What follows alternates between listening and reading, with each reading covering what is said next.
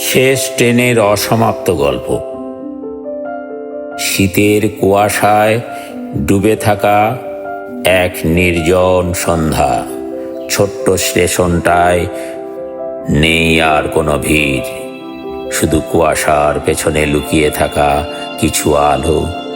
দূরে এক চায়ের দোকান থেকে ভেসে আসা সুর, আমার পরানো যাহা চায়। প্রতিদিনের মতো আজও কেউ একজন এসে বসে আছে তৃতীয় প্ল্যাটফর্মের এক পুরনো বেঞ্চে। চোখ স্থির, অথচ অদৃশ্য প্রত্যাশায় ভরা। ট্রেনগুলো একে একে আসে, হুইসেলের শব্দ ভেঙে দেয় নীরবতা, তারপর মিলিয়ে যায় দূরের আধারে।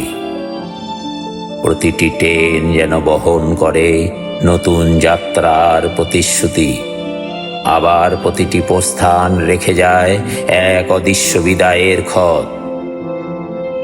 অনেক বছর আগে এই স্টেশনেই উচ্চারিত হয়েছিল একটি স্বপ্ন, চলো একসাথে এক নতুন জীবন শুরু করি। কিন্তু সেই স্বপ্ন ভেসে গেছে হুইসেলের শব্দে। সেই ফেরা আর ঘটেনি। একটি দুর্ঘটনা, একটি নাম কেবল তালিকার ভেতর, অথচ আজও অনিশ্চয়তার ভেতরে বেঁচে থাকে বিশ্বাস, যেন কোনোদিন ফিরে আসবে সে। কোনো এক সন্ধ্যায় স্টেশনের ধুলাধারা খাতার ভাঁজে লুকিয়েছিল এক অচেনা চিরকুট।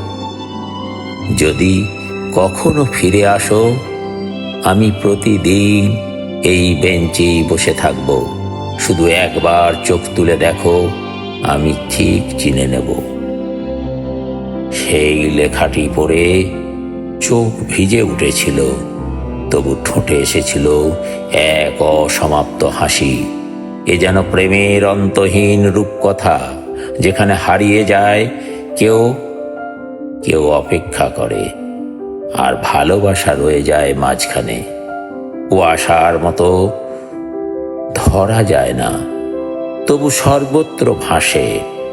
আজও সেই বেঞ্চে কেউ বসে থাকে, জানে আর ফেরা হবে না, তবু প্রতিদিন ভাবে হয়তো অন্য কোনো ট্রেনে, অন্য কোনো সময়ে, অন্য কোনো জীবনে আবার তাদের দেখা হবে। শেষ ট্রেন দূরে মিলিয়ে গেলে কুয়াশার ভেতর ভেসে ওঠে শুধু এক অদৃশ্য নাম, একটি অচেনা হাসি, আর এক চিরকালের অসমাপ্ত গল্প।